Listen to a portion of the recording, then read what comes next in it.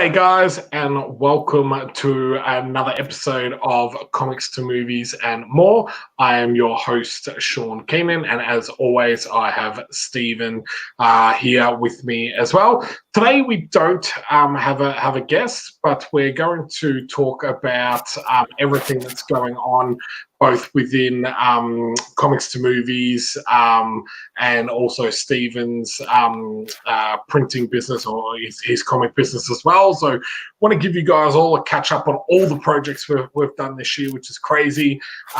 Let you know about what we have in the works next week and early next year. And then we're also going to do a little bit of an announcement in regards to the very first book that we've signed in regards to Comics to Movies. So let's bring Stephen on and we will say g'day to everyone in the chat. Hey, Stephen, how you going? I'm good. Yourself? Yeah, not too bad, man. Not too bad. I've had a fairly busy weekend. I've got the T-shirt from the guys at Crypto Comics that sent this to me. So awesome! This one, which was pretty cool, I got that in the mail the other day. So fairly busy with everything, and then moving into Christmas. But yeah, I'm doing well. How are you doing? I'm good. Look, my stuff is actually winding down. Look, I'm trying to get. I'm down to, I think, for Transhuman, I'm down to like 10 parcels left to send out, and then I'm done. Just a bit on that one is, oh man, I've been absolutely rushing it because I wanted to get it out before the printer stopped. So I actually brought it forward to print, and there's going to be a huge update coming through this. I had to change one of the rewards. I'll explain all that, when the big update. But man, I had to get it print because if I miss the deadline for the print, I think the printer's going to close up. I think tomorrow is his last day actually. So if I miss that, he goes on holiday, doesn't start until January, then I get the proofs, and then bam, it's going to be 2-3 months later. So everything has just been crazy. But once it's done, it's going to be nice and easy run to the Christmas because I'm done. I'll be done with it, everything. Especially with the delay in deliveries for international backers. If you are not printing for another couple of months, then that also pushes out that delivery to people for a couple of months. So, and in terms of the usual time frames, and I'm using US as an example, US and UK, I'll use both of them as an example because there seems a lot of people from there back, which again, thanks to everybody from US and UK. I really appreciate it. It usually takes about 2 to 4 weeks to ship from Australia up to there. I think the last few campaigns I've been talking about 2-3 months. Some of them, and one of them took close to 6 months to get there. This is the weirdest period for shipping. So just thanks for your patience. Basically, anybody who's waiting for stuff, we do get it out almost as quickly as we can. I know Sean ships really quickly as well. But once it's in the mail, it's beyond our control, really. Yeah, let me know, guys. I'm having a bit of feedback with Stephen, and he's breaking up a bit with something in the background or whatever. Let us know if it's the jacket. It's the jacket. It's the jacket. Is that? Thanks, Darren. Is that better? Yeah, that's way better. Yeah. It's the jacket when the jacket shuffles. Yeah. I was like, what the hell is that sound? So, I can't hear it. My mic picks it up, but it doesn't come onto my. It was coming on mine. I muted myself because I was like, "Am I making some noise over here?" We are so professional here. This is like I know, great. That's how we run, professional. Absolutely. But good morning to Moira. Hello, Sazzy Gal. G'day. How are you, Lucas? G'day, mate. I like Darren. First things first. Let's talk about Star Wars. Oh my Mandalorian. God. Friday was like my, just ultimate in regards to the announcement of all the different Star Wars series. Everything that's coming out. So. It's greenlit. The Ashoka's greenlit. It's yeah. I was really interested in the Acolyte. I thought that sounded really good. Actually, focusing on a dark side disciple, I thought that was kind of cool. It's going to be even one. or not? No, not that I know of.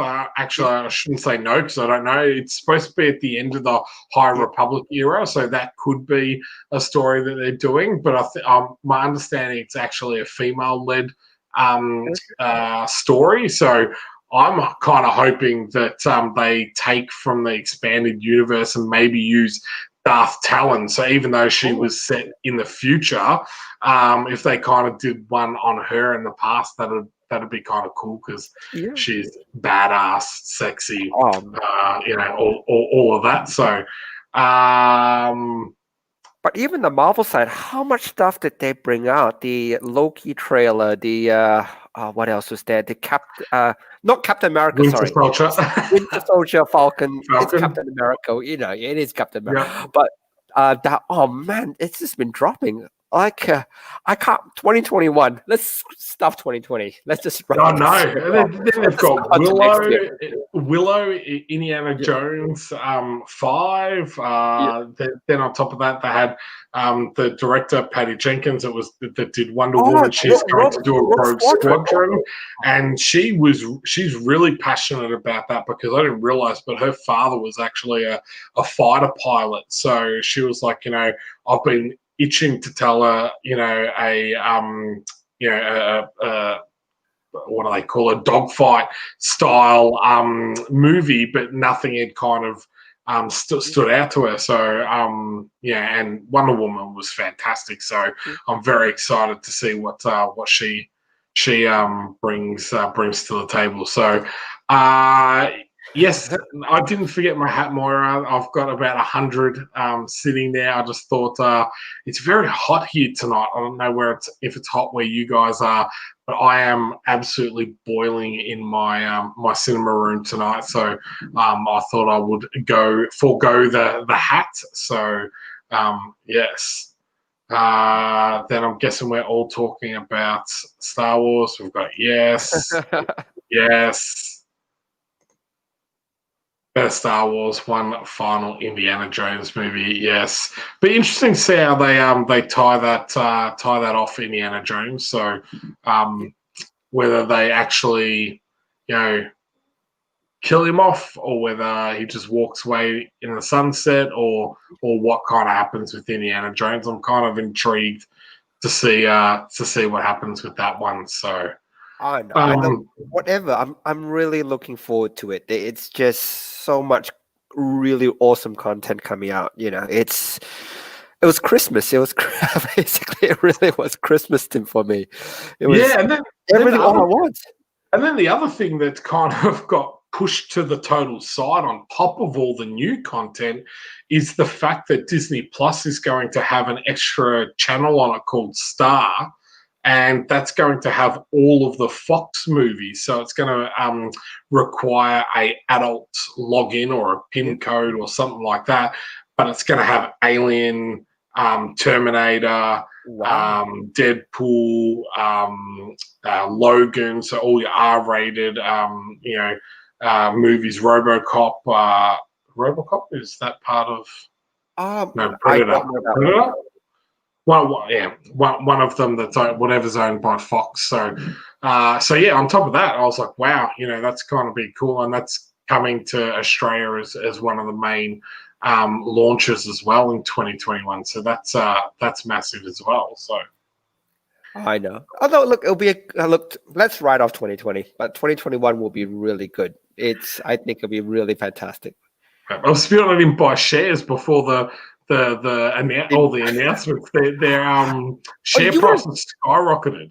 You would have done well because the share price has been tanking because Disney makes a lot of its money from its amusement parks, and as you know, when the virus hit, a lot of it shut down, and a lot of production shut down as well. So they weren't like I think Black Widow. They had to sit on that. That has sit on a lot of movies.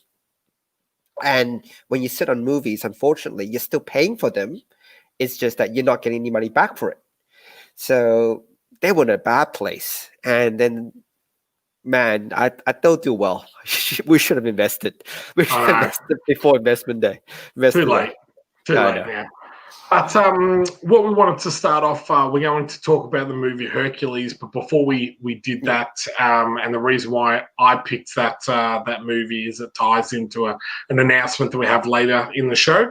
But tonight we just want to give everyone a rundown and update of what our projects we're working on, where they are sitting at, and what you can expect from us in the future. So I wanted to set you off. I'll start you off, Stephen. Yeah. You have Wordsmith Volume 3. Yeah. Have you set a launch date for that one Oh, yet? look, it'll be late Jan or early Feb. I'm still look. I like to get a lot of more pages done, so we're about I think 40 out of about the 50 pages done. So we'll should finish it before launches.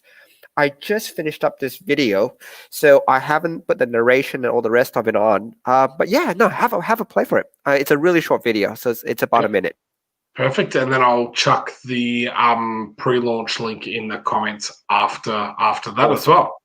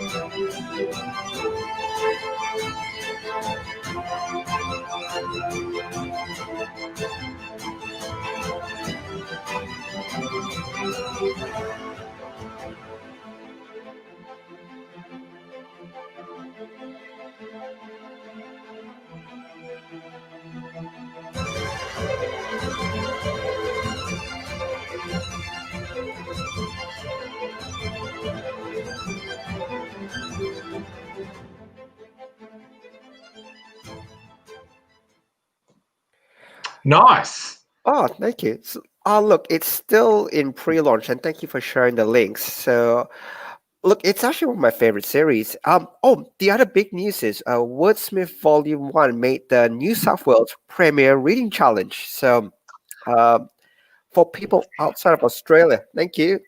For people outside Australia that they don't know, it's a every state premier of in Australia. What they do is they say they challenge a lot of school kids. They have a list of books they have to read. And if you read up to 30 books at the end of the year, you get this really cool certificate from the premier saying, well done.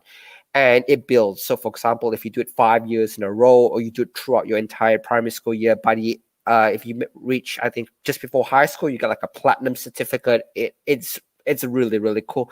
And it also makes it a lot easier for school libraries to stock your book, because if it's part of the Premier's Reading Challenge, it's a good reason for a school library to have that. So I just found out very recently the first volume made it on that list. So I was really, really happy to find that one out. And yeah, no, I do a lot of school talks on, and I think one of the reasons I think I really link up with Wordsmith a lot is I love steampunk. I love all fantasy, and it let me combine a lot of what I like into one book.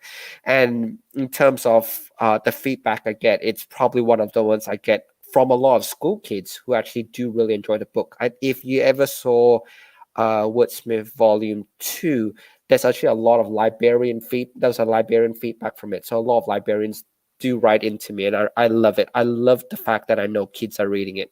It just makes That's me so amazing, man. Congratulations. So yeah. Moira has said, awesome news, Stephen. Thanks, So Lauren. yeah, and it's not easy to get on that list either. And there's a lot of stuff that is released, especially every year. So to have that on the readers list is awesome, and a credit to the work that you've done. And it does seem to be one of your more popular titles as well, and yeah, it's always easy to create when you love what you're doing, and all of the stuff that's involved. So, congratulations on that, man. Thank So, I said, look, I've got to challenge you, Sean. You got to do it before, Peaches reaches like year 1 or year 2 or something. You've got to get one of you. I don't think Talos and stuff will be on school list. Unfortunately, it's a bit too violent, but you've got to do one. You've got to do one for the schools. yeah, I don't know. I guess. It's not that I don't want to, and it's just that I haven't come up with an idea that has made me really want to create something for that age demographic. Like, XCT was the first thing that I created.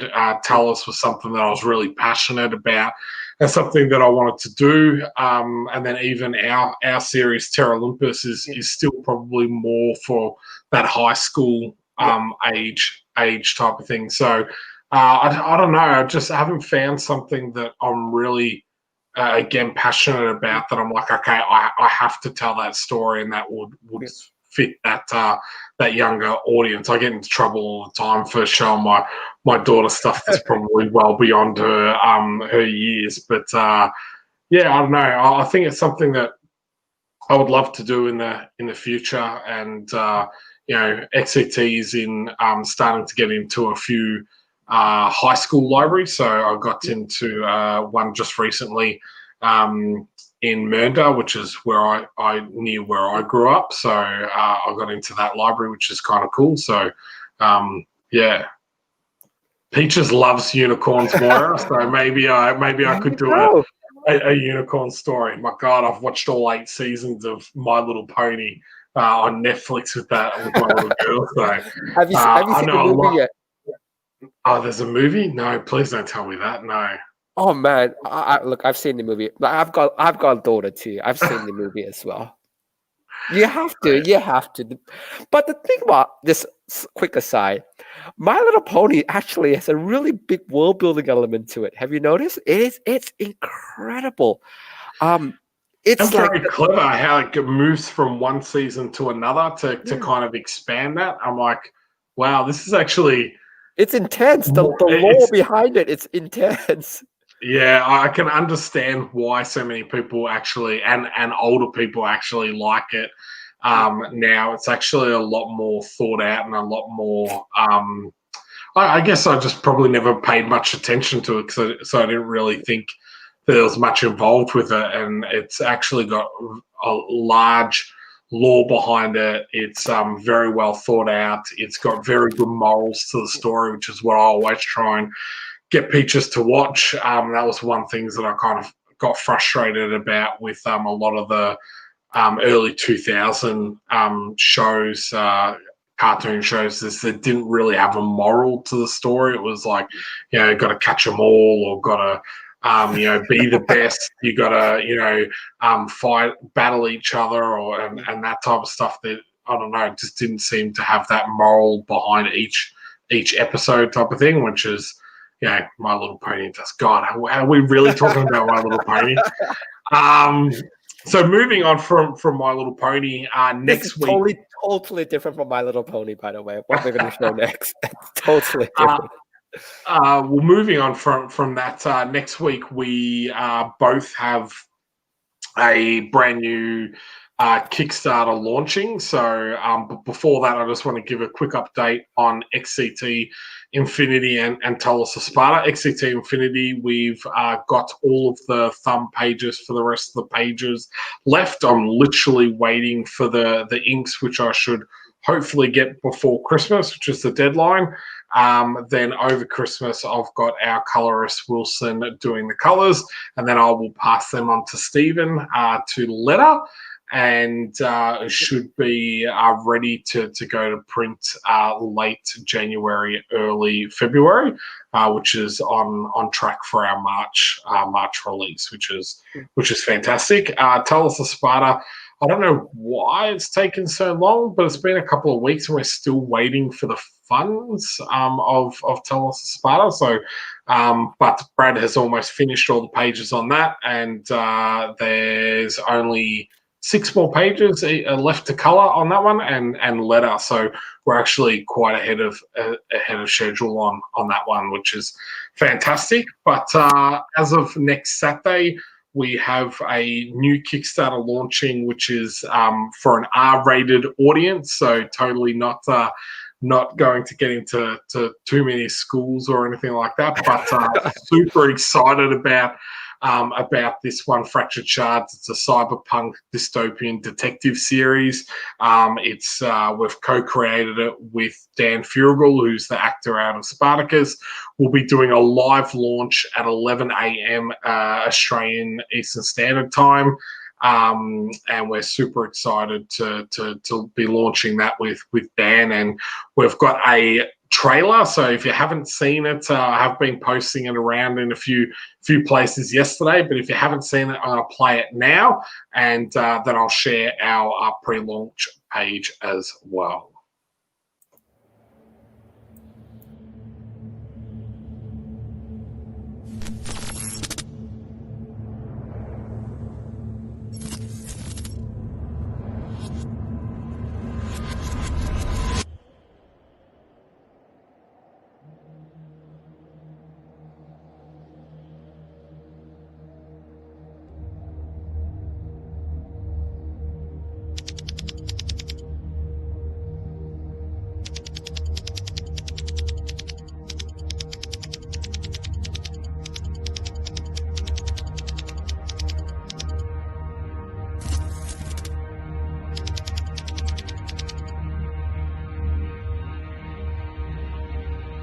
My name is Detective Sebastian Vitro of the District Major Crimes Unit, and I see things.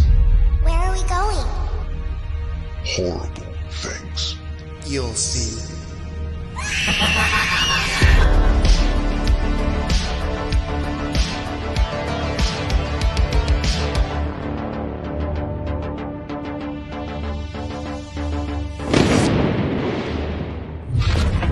When a moment in time fractures, a shard can avenge a life.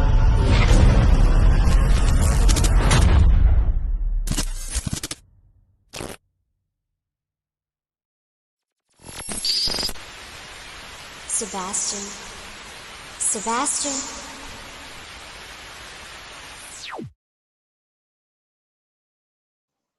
I never get sick of watching it. I've watched that so many times.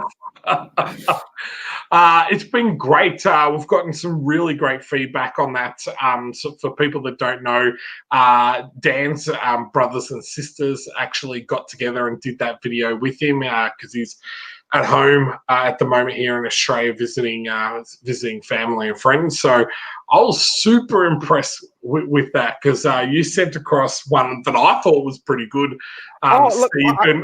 I've always mentioned and I've actually just had a chat to Lucas before the show started. My videography animation is just enough. I would always say, it's okay, it's pretty, but it's not professional. That's professional. It's different worlds. I'm here. That video is way above me.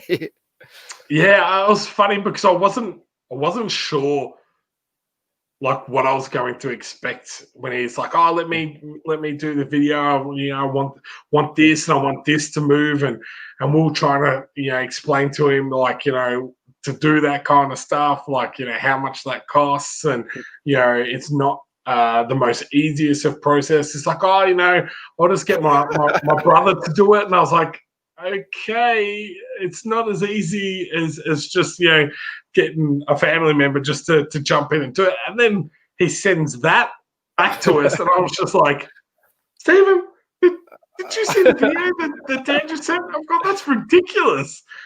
So we're super excited about this. We're going to showcase the first 8 pages of the book.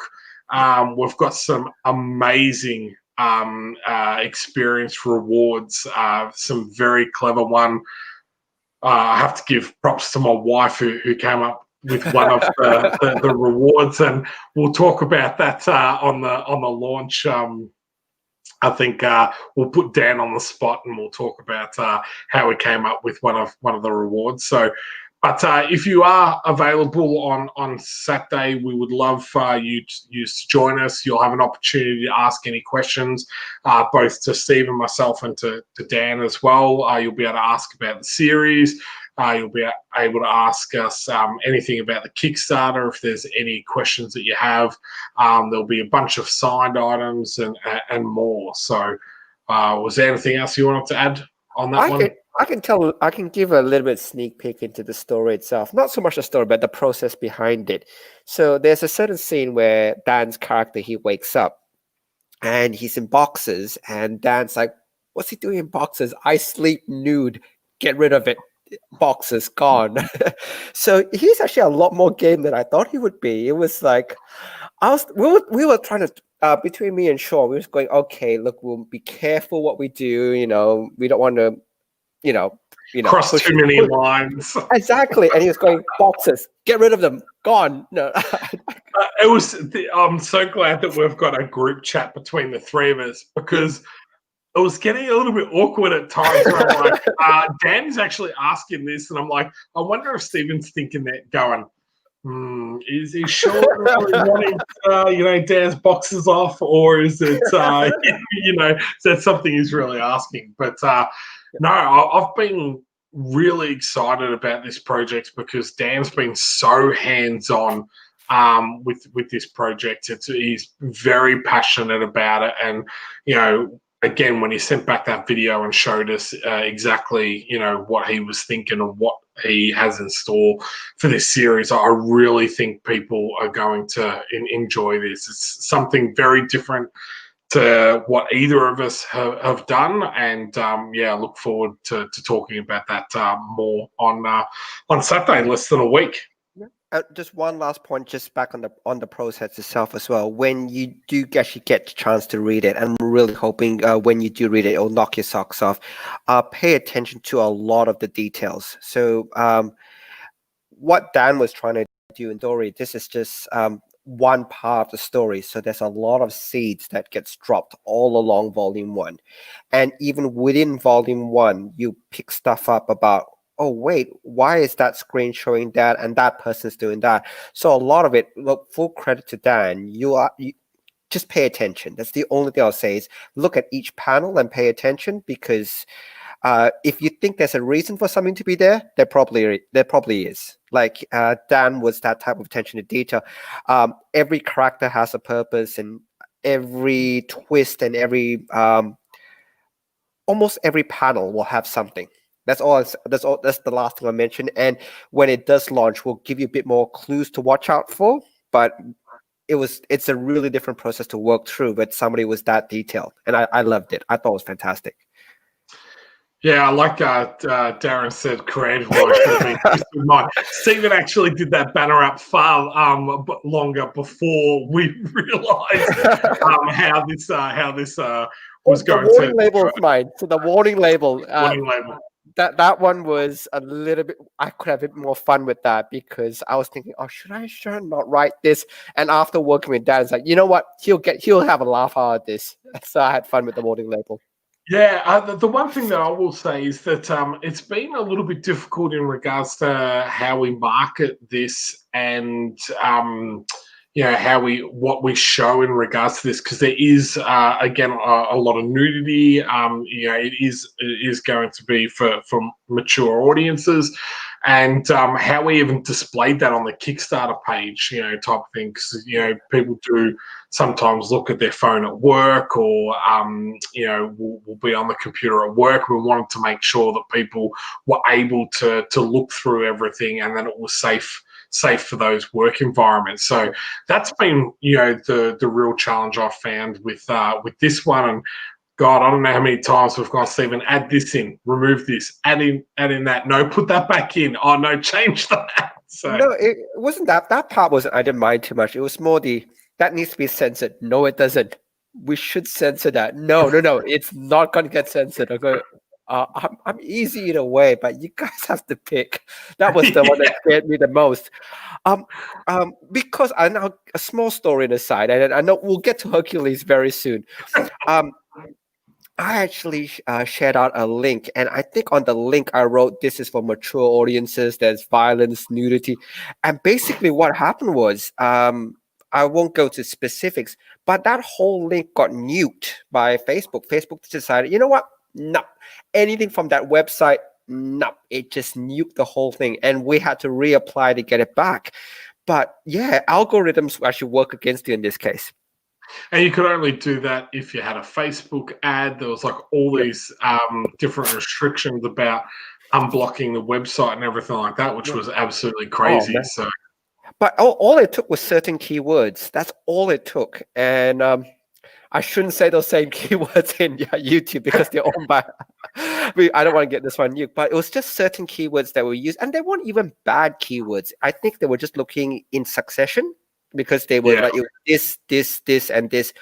Be warned, and then suddenly it was like, no, Facebook not interested, and the whole thing bad. It was banned. It was a straight ban. So, I have to be very careful. So, anyway, let's talk Hercules.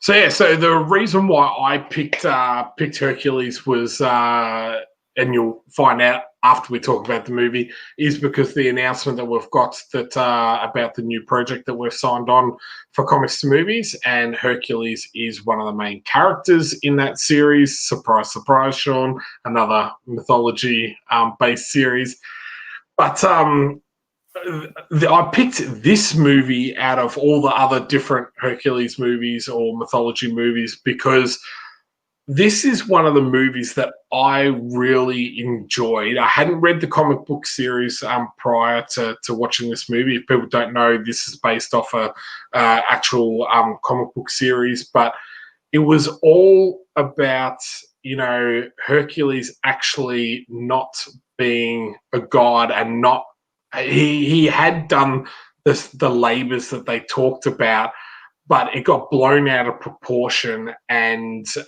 he really was just a man, even though at the end, I won't give spoilers away, it kind of does leave it a little bit more open.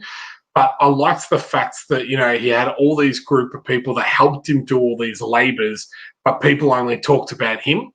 And it is like anything in life, that person that wins the gold medal is the person that gets talked about, but you don't hear about the coach and the wife that supported him through everything, and maybe the best friends that rode with him, or his training partner. You don't hear about any of those people. In this movie, I really love that, because a lot of the movie is focused on those other characters and how they elevated him to that mythological character status. And out of all of the different Hercules movies I've watched, I have absolutely loved this one, even though a lot of it got absolutely canned at the cinemas by critics, but I thought this was absolutely fantastic.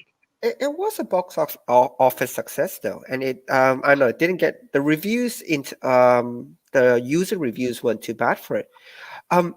Just on Darren's comment, did you actually watch the Kevin Sorbo series, the one with Iolus? And so that one's that's actually I found a bit more like the old Batman, a bit more campy, a bit more fun.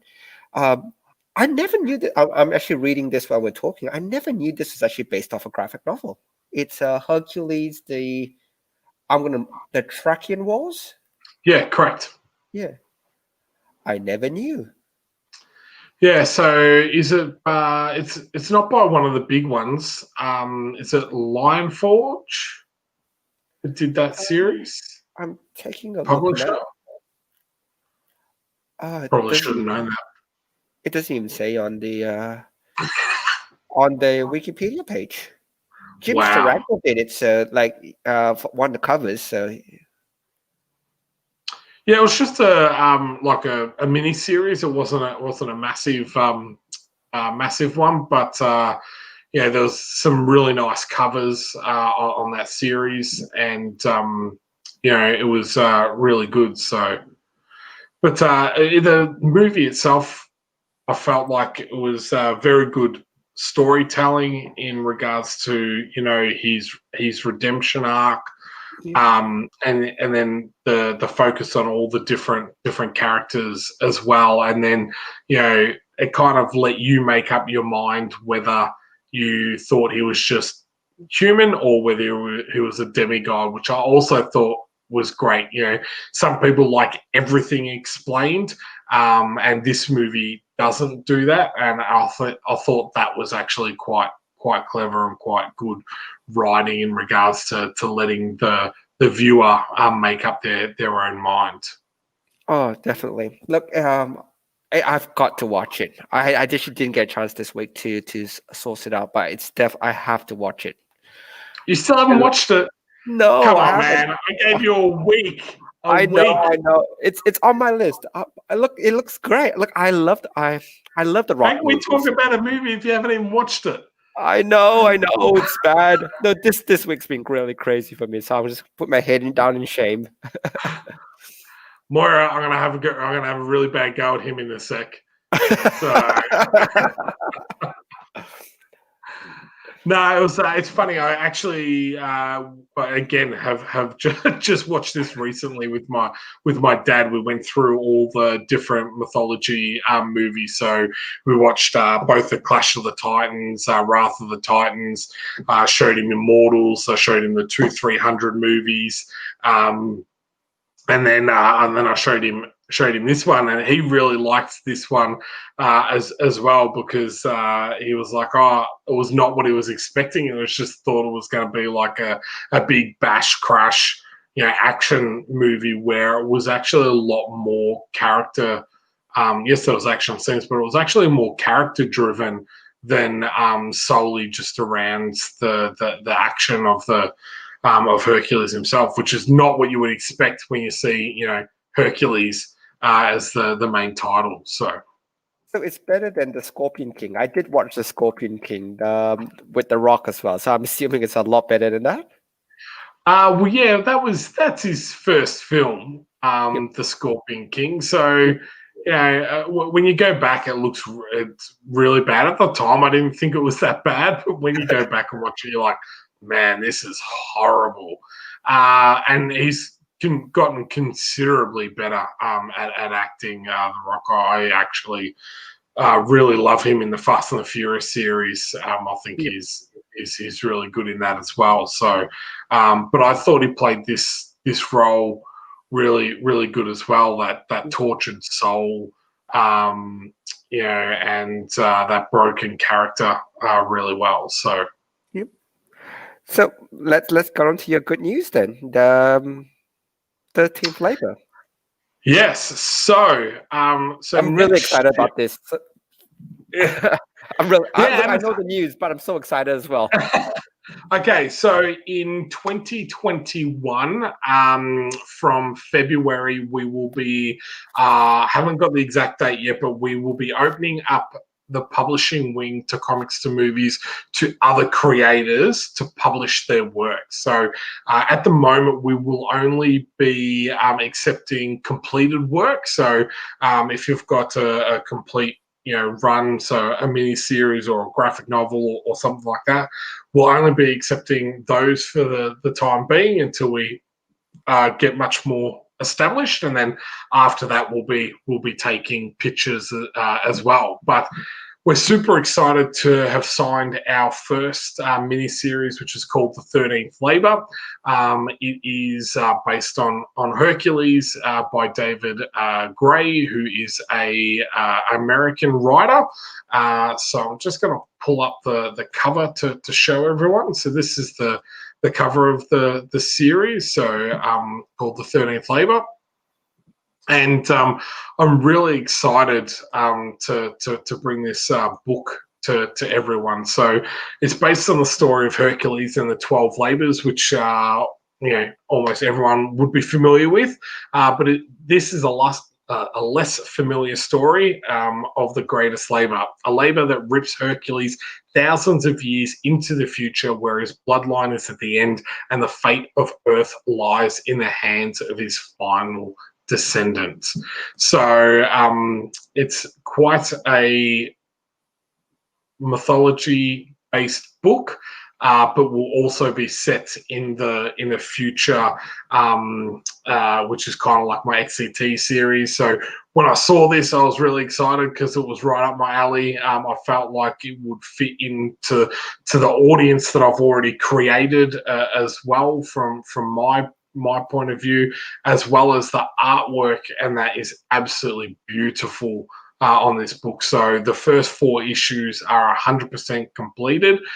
So we'll be going to Kickstarter early next year to print the first issue, and we're just getting some designing up some exclusives for this. It's never been printed before, so which is kind of exciting for such a beautiful book. I was surprised that it hadn't been printed before. So the creator David Gray had just been using webtoons to promote this book. So, but we do have a Facebook page at the moment, so I'll share that in the links. We haven't created a pre-launch Kickstarter page yet, but if you would like to follow the page, we'll be showing a few of the artwork pages. If you've got any questions about the series, pop them in the question. I can answer those as well. We'll also be getting Dave on as a guest in the future. I was hoping to get him on tonight, but it was 2 a.m. where he is. You can understand when you got to get up and go to work the next day. 2 a.m. is a bit rough to get up and do a live stream. So, but yeah, so that's the exciting news. Oh, look, more talking about your publishing arm, and this is the questions I wanted to ask.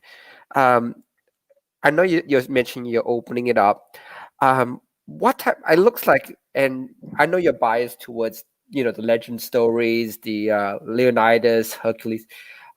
Will you be opening up to more different type, broader range of stories if someone has a good pitch to you, or are you trying to fit that niche, that genre and you do that genre very well, but are you trying to expand beyond that genre? Or are you trying to keep within that genre?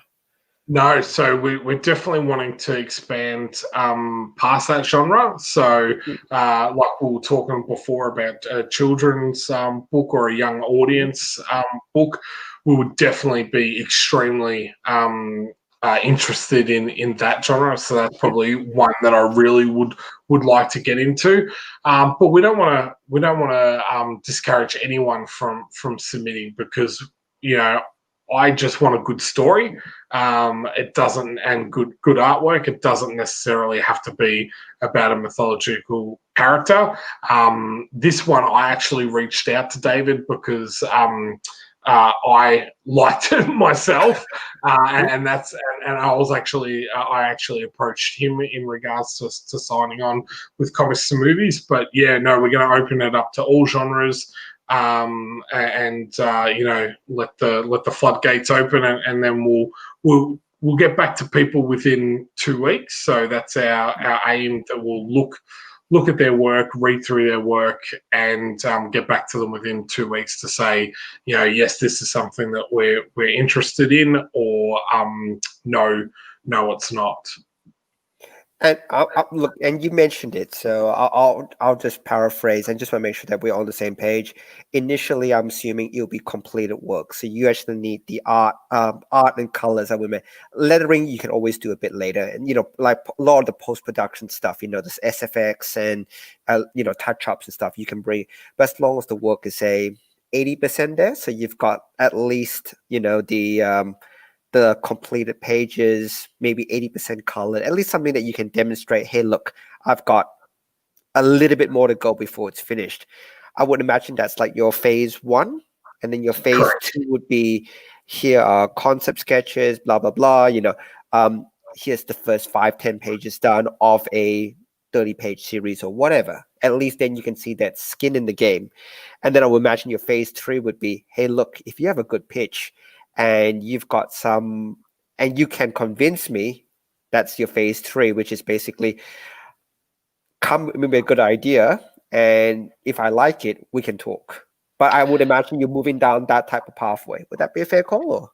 Yeah, correct. So just with publishing in general, there's very small margins in regards to creation. So when I decided to go down this avenue, we wanted to make sure that people had work that was almost completed, if not completed, so that when we went to Kickstarter, we could say, okay, this book is almost done or is done. We're going to print it pretty much straight away. It'll be sent out and delivered within 6 to 8 weeks. So that was our game. Also, that we were then able to release the next one fairly soon after that, rather than having to wait 12 months or 18 months to release another issue. I think that's the biggest thing that I've struggled with my own series, is being able to release things regularly because of the cost involved in regards to the creation side. So if people already have a team set up and the thing that they're struggling with is being able to get their book out there to an audience, run a Kickstarter and distributed, that's where we can help. And that's where I kind of feel like our niche in the market is at the moment. And then, as you said, phase 2 will be opening up to more of a pitch idea, which most publishers do, which is 5 pages, the concept of the story, the overall story arc, that type of stuff, length of issues. And then the third one would be, hey, we're now established. If you've got a good idea, come to us. So, okay, no, it sounds good. And look, I'm actually I know we had a chat about this. This is before, when convention season was still on, and there was a Sydney convention that I was lucky to get invited to a guest to.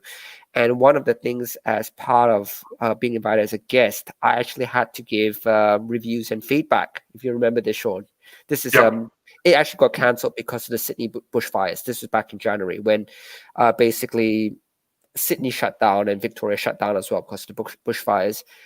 And one of the things I had to do as a gift back as a guest was do reviews, and I was lucky that Sean actually at the time would actually say, hey, look, if you do the reviews, let's not just give them a review. If you can actually say to them, if you really like this, I can pass it on to yourself, as a, hey, look, I think this has substance. Here's somebody you should talk to.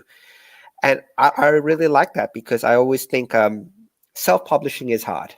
Look, let's not pretend like I pack parcels, I do all that. It is tough, and everything slows down. And you've got a busy week. Guess what? You're behind a week, so it is tough. And it's really nice to have. And that's why I like working with Sean. You have a team of people behind you. You bounce stuff off back and forth, and even if you have an off week, the whole team, the company, or whatever, won't have an entire off week for everybody, and things will still plod along and go through. Because what tends to happen is, and you see it with a lot of Kickstarters, unfortunately, where it's a single creator, they have an off week, which becomes an off month, which becomes an off quarter, half year, and very soon you're going, you know what, the passion behind that project is gone. And guess what?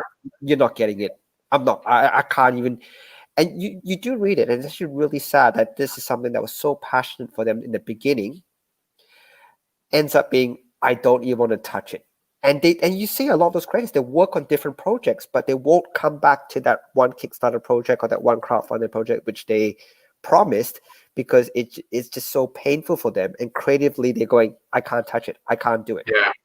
I'd rather give everybody money back. And that's what I thought.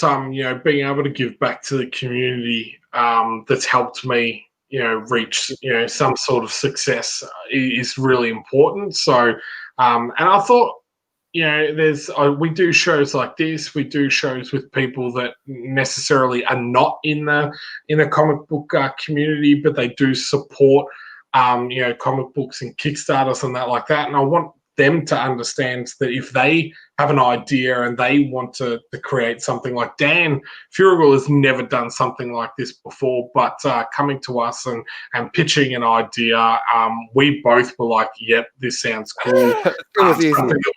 Something we both, a genre we both had not touched yet. So I want that to also be there, that you don't just have to be a comic creator to create comics, that anyone can kind of do it, but they just need to be helped along the way. So another thing that I'm really passionate about and want to highlight is that we are only taking the publishing rights in regards to the contracts for these titles. The IP will always stay with the creator, and that was one thing that I was 100% that's what I wanted to do. Even when I got the contract drawn up by the lawyer's like, "Oh, are you sure you want to do that?" And my answer was yes, because being an indie creator, the one thing that's always on people's mind is, if I sell my IP, then that means they have a say in how I do things creatively, how the story goes. They might, want to be more involved, and things get a little bit messy. And I was just like, no, if someone's created something that I like and that I've trusted them to tell a story, that I want them to feel comfortable that they can do that themselves, and then I will just do the publishing side of things. So yeah, the creative control 100% will lie back with the creators. Yep. That's actually that leads on to another question, which I've been dying to ask you. As part of your AFIN win, which again, congratulations! I'm really proud of that win for you. You get to get a screenplay out of that. How's that one tracking? Because man, I would imagine the next part of XCT would be trying to adapt that for screen. I mean, I would imagine some of the elements would have to be removed. I don't, unless you had a huge budget, maybe some of the dragons won't appeal or whatever. Have they got back to the screenplay of what's possible, what's easy to pitch? Because that would be awesome. I can't want to see again, you want everything in as a creator, but you can imagine when it hits a TV screen or whatever, they'll go, no, not that element, not that element. We need to play these ones up, play these ones down. Have they come back to you on that one? No, they haven't, but I will give you a little bit of insider information. There's usually two types of contracts that people in the film industry will offer. There's an option deal where you pretty much sell your IP to a company, so whether that either be Netflix or Disney or something like that. You have no say whatsoever, and they will either create the movie or they could sit on a shelf for however many years that deal is, and you get paid up front. The second option, and what I've been trying to do, is getting a producer attached, an actual screenplay, doing an actual Bible, and creating or keeping a lot of the creative rights myself. So at the moment, what we're in the process of doing is going back and forth with the script and the script design, and then trying to work out what we feel would be a better option in regards to this. So I was leaning very much towards animation, thinking that might be a cheaper option. I actually didn't realize that that's actually more an expensive option than live action, that they can do a lot of the stuff live action much cheaper than animation. So that's kind of, swayed me back that way. But for myself personally, if I had all the money in the world and I was able to create it, I would love to do like what they kind of did with Spartacus in regards to the 360 camera angle, the green screens with just minimal sets and everything, and even watching the behind the scenes of The Mandalorian, how they use that new technology. Yeah. I think that would be That would be awesome for XCT, because especially if you were able to do the different, coliseums and do different battlegrounds and all that type of stuff. If you were able to do videos or images up on that screen, that would work really well. But we'll have probably more news around that in the new year, just with Christmas and everything like that. We haven't moved too far along in that process. I think one of the biggest things from that win is, look, I'll be honest with you, and that's why I'm so happy for you. It's that screenplay done professionally, because there's a lot of things that, again, I've never worked in TV animation before. So, look, mine is all conjecture, but there's a lot of things I can imagine that you think it's easy, and it's just goddamn hard in real life. And for them to be able to ascertain those bits and pieces, and more importantly, it's able to pitch, because they don't open those opportunities up to everybody. It's like, you've won this, great, now we will talk to you. And having someone that you can even talk to, I think it's a huge advantage, because let's face it, there's probably a million people with a million ideas out there, but how many people are they going to open the door to? And winning that award opens that door up for you, I think.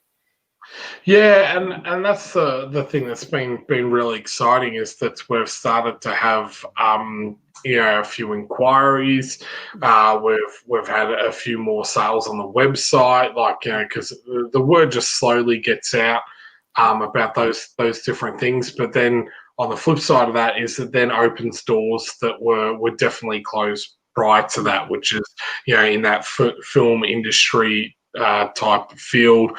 It gives you some contacts within that field. So the good thing that I've been able to do is actually connecting with a couple of producers and directors that had their own films in that film festival. So if I hadn't submitted XCT into that and won, I probably would not have had that opportunity to make those type of connections. So now it's about seeing whether we can use those connections or work with those connections to then move this project forward. So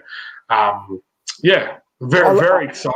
So 2020 has been quite a good year in regards to me creatively. So 2021, I'm hoping, if it continues in this upward trajectory, that it's going to be pretty exciting. So look, my standpoint on a lot of these things is, you're not trying to convince the world, you're just trying to convince one person. And if you can convince that one person, it's done. The door's open and all the rest of it. But convincing that one person, that's the hard part. Look, we've got probably now 2 minutes to go. Do we want to run through all the comments and make sure we say hi to everybody before, make sure there's no questions we've missed from everybody? Yeah, definitely. So we've got Darren say adventure and horror C2M Black Label. That's kind of cool. So we do have we're going to probably maybe reach back out to Barry Duffield, who was another actor. He had a horror series that he was thinking about doing called Hellion Rising. No. We published that one already, but he's got another one called Hellion Rising, which was like a with the game show. Game show. Yeah. So see if he might be still interested in doing that. Darren also said very honourable morals in business. That's unheard of today. Yes. He's just waiting for the show. In real life, he's out there. Moira has said we need Liam involved. Cannot disclose or undisclose if Liam is involved with anything. So yes, I think XCT would translate to screen brilliantly. Yes, I think so too. As Stephen said, we just need to convince a couple of people that we can do. And to be honest, I feel like 2021 is a really good year to do that, considering half the world is not filming. If we can get people here in front of the right eyes, that would be amazing. So the stagecraft technology is incredible. Yeah, the Mandalorian behind the scenes stuff just absolutely blew me away. So, hello, Asso H63. Hi, Stephen and Sean. Right? Love all the historic and futuristic comics. Yes, there's going to be a lot more moving forward. So, and then Moira's just said, "Yeah, Barry." So, but thank you everyone to that has come along. We've discussed a lot today. We've got Stephen's Wordsmith 3 coming out next year. We've got Fractured Shards launching next Saturday. I've got the 13th Labor is the new series from Comics to Movies, and we are also opening our publishing wing in February. So when it gets closer to then, we will announce it here on the show and provide you all the links and everything to our website in regards to how you can submit all that information. So yeah, is there anything else you wanted to say, Steve? Oh no, if convention, and I know, look, I'm not a big convention person. I know, but I know Sean is. When conventions open up, I think it's just a really good opportunity. If Sean, you have opened up your submissions, then is basically to get people to come and talk to you about it at the conventions. I think it's a great opportunity for. And I don't know if you know, but Australian conventions really don't have that. That's why I'm so excited you're actually doing it, because the couple, I don't know, I'll use my own anecdotal experience. The couple of Sydney Supernovas and stuff, or Oz Comic Cons that I've been to, there's no publishers there. There really isn't, and nobody's open. It's you turn up, you get to meet different groups, whatever, but they're not accepting submissions. And the fact that somebody is willing to sit down with you, short portfolio reviews and stuff like that, that's invaluable. And I think it's a great service you're giving back. So always happy to hear of a company who's actually taking the time to do that. Thank you very much, man. Yeah, I'm actually talking to a couple of conventions at the moment for next year to see if we can maybe work out something in regards to advertising this and giving people an opportunity to come in and do that, those pitches and everything like that. So if I hear anything back and anything further on that, I'll let everyone know about that as well. So yeah. Yeah, look, I hope when they all open up, I'm really hoping they're all going to open up soon in 2021. Yes, I know it's a little weird. I'm usually have booked my next 6 months in advance by now, and I'm still trying to work out whether I'm going to do any conventions in March, let alone anything past that. So, but thank you to everyone that's come along tonight. If you haven't subscribed, please subscribe. If you're watching this, click that notify bell. We go live each Sunday night at 10 p.m. As we mentioned, next Saturday we'll be doing a special show on Saturday at 11 a.m. Australian Eastern Standard Time with Dan Furigal for our launch of Fractured Shards, and you'll be able to ask us everything about the series, ask and speak to Dan himself. We'll also have some really cool exclusive experiences. They're super limited, so back early, and everyone have a fantastic night. Thank you again, Stephen, for being on the show. I always appreciate you doing this with me. So, yeah. Okay, thanks, guys. See ya.